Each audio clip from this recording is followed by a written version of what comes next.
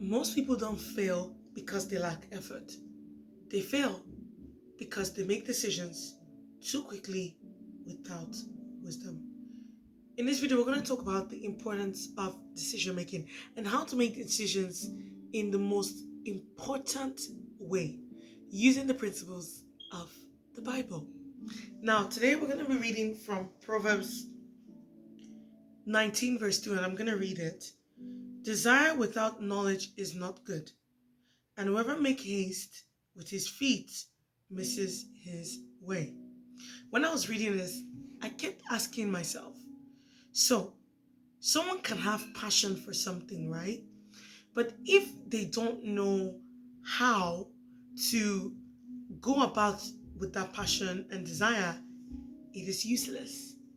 So anybody that makes a decision without using wisdom will always miss the way. So I want you to understand that the core message for this is your financial life, your career, your purpose are not destroyed by lack of effort. Sometimes we put in the work that we put in, but by poor decisions made too quickly without wisdom. And many times we make decisions because of our emotions, fueling our emotions, instead of making decisions fueled by wisdom. So I'm going to give you 5 points that you can take today to help you make decisions better, but also make decisions that don't keep you broke, but wise decisions that help you build wealth. The first point is that there is desire without knowledge is dangerous. And desire alone is not a strategy, right? Many people have a desire for something, doesn't mean they have the knowledge for them to implement that thing or execute it effectively. I can have a desire to build a house. I can have a desire to build a 5-bedroom mansion, but doesn't mean that if I don't have the knowledge, that desire will be fulfilled. I can go ahead and buy the materials and start building, but without knowledge and wisdom, it is useless, because at the end of the day, I will build a house that will not be strong or have a good foundation. And at the end of the day, the structure crumbles. And this is the mistake many people make, is that when they make decisions without knowledge. Having desires for something is not enough. You need knowledge to back it up. So many people are ambitious but uninformed. You don't want to follow a dream without information. Investing in business, investing in life, your passion without understanding. Because if you go through this route, it would lead to losses. So knowledge gives you the direction to desire. It gives direction to desire, and this is how it does it. Is that you can have an idea or a desire to have something or to want to make a solution for something, but if you don't have the backing knowledge and the backing wisdom, you will not be able to implement it. So it's best for us that whenever you're making a decision, make sure it's not just fluid, it's not just backed by only desire enough. It has to be backed by knowledge. So the second step I'll give you is over hastiness leads to error and loss. And you can see that this scripture is actually emphasizing on haste. And why haste? Now, haste itself is not a bad thing. You can make haste and to do something or implement something. Urgency itself is not bad. Urgency without clarity is where the problem is. Because sometimes people are fueled by their emotions instead of conviction. So instead of you focusing on making decisions with haste, make decisions with practical knowledge about what you're doing. Have knowledge, be prudent, have discretion. And you see, the scripture equates haste actually with missing the mark. Fast decision without evaluation often results in emotional investment, bad partnerships, rushed publishing, and unstable income streams. I have seen people say they've done drop shipping, they've done all type of side hustle just for them to figure it out. Now, I'm not saying there's anything wrong with you trying to find out what you're good at, but at the same time, you would have better off ask yourself strategic questions so you can find out the best side hustle that will give you the result that you want. That will save you more time, but also improve your skills. Haste never builds longevity; it actually crumbles them. And I want to say this, that there are three pillars of making wise decision making. There are three pillars. These three pillars, you see them in the Bible. They are mentioned all the time in scriptures about how to make decisions better and what wraps up your decision making in wrapping with wisdom. The first one is prudence. Now, prudence is the ability to think ahead and weigh consequences before acting. So, sometimes you never see somebody say, well, I bought the house because it was trending at the time.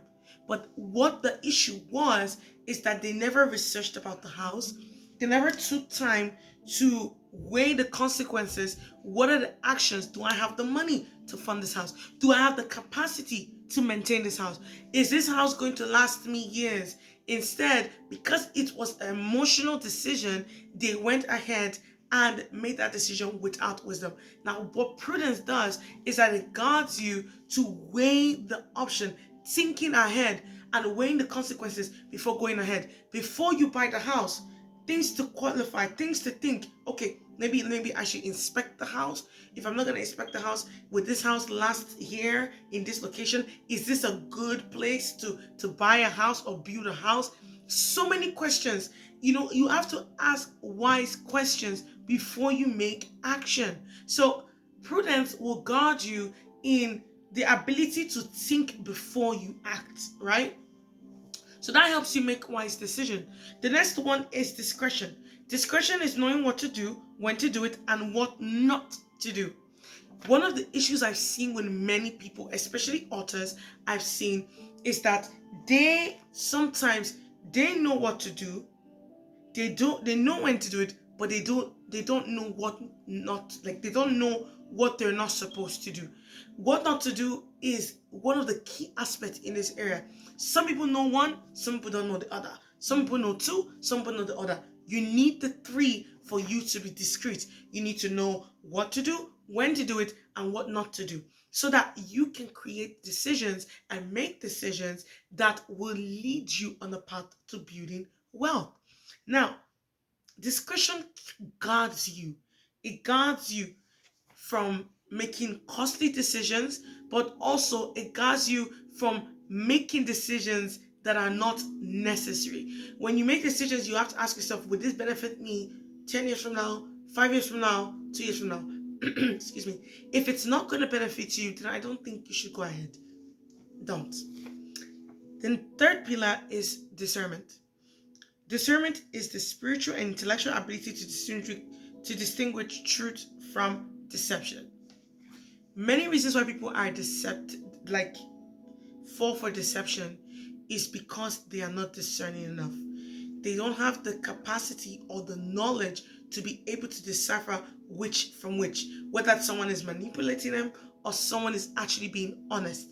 And this has a spiritual aspect to it, because the Holy Spirit helps us to be discerning. You want to sign a contract, you need discernment. You want to get married, you need discernment. You want to start a business, you need discernment. In every aspect of your life, in making decisions, core decisions in your life, even minute ones, you need discernment to know if this is true or this is deception, because it will save you time and effort. And this is just three pillars that will help you in making wise decision. So don't just aim to make the decision, aim to make wise one, using prudence, using discretion, and also discernment. And I'll give an example of even in my life. Before I even started my business, I did a lot of research into the market.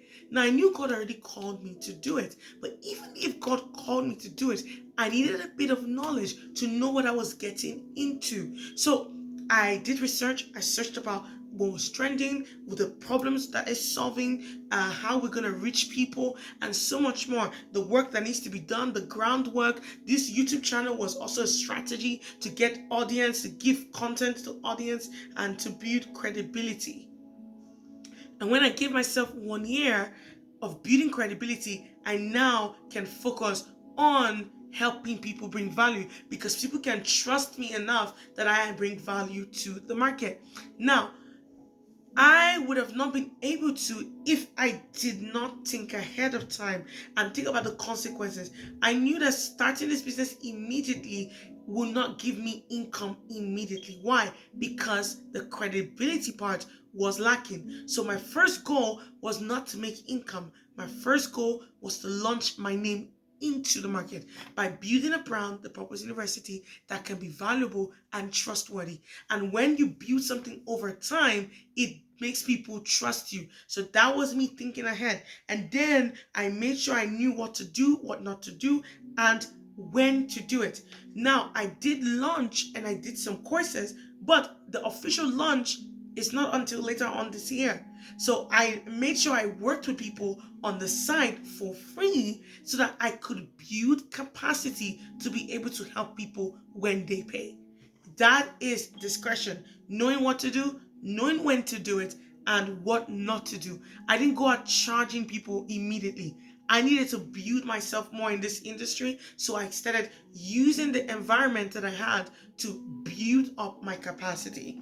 And then I used discernment to know, okay, should I join this platform? Should I not use this platform? How do I do with my email list? I use discernment to know, well, should I use this platform? Should I not use this platform? Who do I partner with? Who do I collab with? We've run 2 masterclass, accessible masterclass already before I even launched the business completely. Now, I already registered the business beforehand because I knew that that was what I had to do, right? I knew that was what I had to do, and I had to do it then because that was when I needed to do it. But did I expect to have sales the first year? No, I did not. Why? Because I knew that no one knew me, and I needed to create a platform at which people could know me first, get value, and then when they trust me enough to give me their money. So that's how the 3 pillars worked in even this business, the Purpose University. So together, these 3 protect wealth and multiply opportunity. And that's what you see that now, because of that, I have 3 courses. I have a platform called the Ultimate 3 with 3 courses because now I have the value and I have the experience to be able to give and share that value. Another point is hustling versus discipline strategy. I always say this, that hustling will never help you build. I don't even agree with that word. Hustling prioritizes movement over mastery. You want to get the next paycheck. You want to get the next thing. You want to do this. But the problem with hustling is that you do not build the character enough to build wealth. And discipline prioritizes systems and patience. And this patience will help you with alignment. So hustling creates burnout and poverty cycles. You think that you're making the money now, but at the end of the day, you are building systems that will continue to make you feel drained. So what diligence does and discipline does is that it creates compounding that returns its yield of investment. And this is way more better because when you make hasty decision, hasty people are hustlers. If you want to see a character trait between hustlers, they make hasty decisions. Oh, well, this opportunity came, so I have to take it. They don't take time to delegate. They don't take time to think. They don't take time to investigate. They take opportunities that comes to them and then they manipulate. They compromise their values, their standards, their structures. They don't know priority. They're not good with time management. Communication is bad and so much more. And discipline will teach you how to build the character to advance in life and build wealth. So I want you to understand that if you're making decisions, you can't be a hustler. No, you cannot. I rather you prefer to be a disciplined strategist than be a hustler. I always say I'm a diligent person. I don't use the word hustling. I don't hustle. I don't grind because hustling will never give me wealth. It will lead to poverty. And the last point I'll give you is decision shapes character. Character maintains wealth. And this is so true because money responds to discipline and value, right? If you cannot bring something valuable and you're not disciplined with what you have, building consistency, wealth will never come. Wealth stays where diligence, patience, and principle exist, right? Your daily decisions train your financial future. So you want to build habits that are helping you advance in what you want to do. Don't just make hasty decisions because you will miss it. you will miss it, and you've wasted time, you've wasted effort. So I'll give you some few tips that you can use. The question is, ask yourself to slow down major decisions by 24 to 72 hours. So I want you to give yourself 1 to 3 days to think about a decision before you make that decision. If someone tells you to do something, tell, just give me 2 days. I'll get back to you in 3 days. I always say give them 3 days because sometimes on the third day you might change your decision. So just say, can you give me 3 days? If the haste is too much, sometimes God will be able to show you what to do. Now, no decision is made out of this, and I'll explain to you, because someone will be like, oh well, but what if an opportunity came and you took it? You've already been prepared for that opportunity. There is no opportunity that comes to you that you were not prepared for. God does not work like that. So he may tell you 2 years from now, or it says, oh, a time will come when you'll be able to build a house, and an opportunity will come, take it. This may be 2 years ago, but he's prepared you. So when that opportunity comes, you are able to discern that this is the time. It will come with urgency, but you're not making the decision with urgency. Never make a decision with urgency. And I understand what I'm trying to say. I'm not saying you should sit on a decision, right? What I'm saying is your mind frame for making that decision should not be done out of urgency, right? It should be done out of clarity and confirmation that this is what you want to do. And you can be urgent in making the decision, but don't make your decision be made out of urgency. Ensure that when opportunities come, you take it if it's needed, but make sure that when you take those opportunities, you already knew that these were the opportunities you were waiting for. The next one is ask, what information am I missing? If you're going to make a decision, ask yourself, what am I missing? Do I have the whole picture here? Is everything clear to me? The third thing is build decision filters rooted in values, not emotions. I used to be an emotional buyer. Well, I need it. It looks nice. No. Do I need this bag? Do I need it? If I don't get this bag in 1 month, 2 months, 3 months, will it affect me? And then if your answer is no, then don't get the bag. So make sure that it's rooted in values. Your values will always outshine your emotions. So ensure that whenever you want to make decisions, make sure they are rooted in values, not emotions. Anyone that spends emotionally will lose everything quickly. So don't build wealth or even try to make decisions from a hasty point of view. Make decisions from a clear point of view, because that is where a stable and clear mind will always lead to building wealth. Replace hustle culture with structured diligence. I've seen the Bible many times. I've read it and I've never heard the word hustling. Not once. But it says a diligent man will yield his abundance, will yield his result. And there's so many scriptures in the Bible that talks about the importance of a diligent man. Why is hustling and diligence different? Because hustling does not build character. Instead, it creates burnout and misplaced priorities. But diligence builds the character, the attitude, and the habit that will help you sustain wealth and build it for generations to generations. I hope this video was helpful for you, and I'll see you guys later for more tips. So whenever you want to, I want to end this with this note that if you're an author and you're about to make a decision to be an author, ask yourself these questions. But most importantly, if you are struggling to write the book because of haste, don't do it. Take your time and make good decisions that will help you in your journey, not just as an author, but even in your everyday life. I'll see you guys later. Make sure you like, share, and subscribe. Bye.